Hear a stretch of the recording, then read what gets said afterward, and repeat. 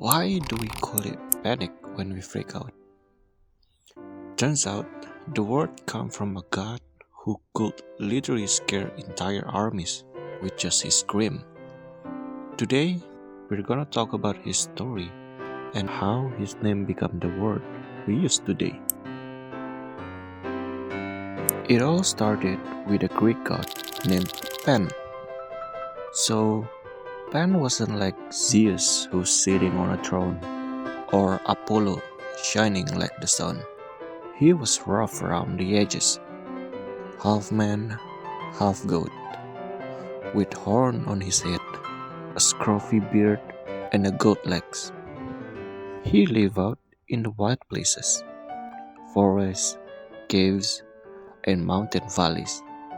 People love him for his music on the pan flute, but they also feared him because Pan had this power. They said he could strike fear without warning. Imagine you're a soldier in ancient Greece, marching through the narrow mountain pass. It's quiet, just the sound of your sandals scraping the rocks. Suddenly, from the cliff above, you hear a strange cry, half human, half beast. Your chest tightens, your hands start shaking, and before you know it, you and your fellow soldier are running like your life depends on it. No enemy in sight, just fear itself. That's the terror of Pan. One myth say during the Battle of Marathon, when the Athenians were outnumbered by the Persians, Pan's terrifying shout echoed through the battlefield. The Persians felt that sudden, irrational dread, lose their courage, and the Athenians claimed victory.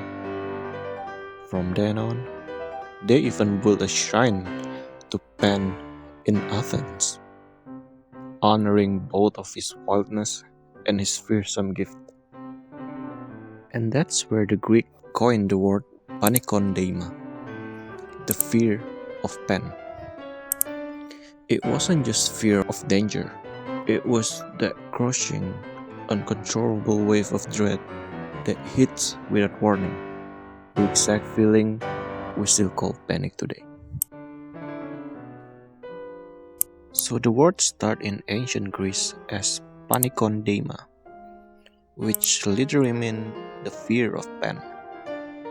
Over time, people just shorten it to panikon, meaning sudden, groundless fear.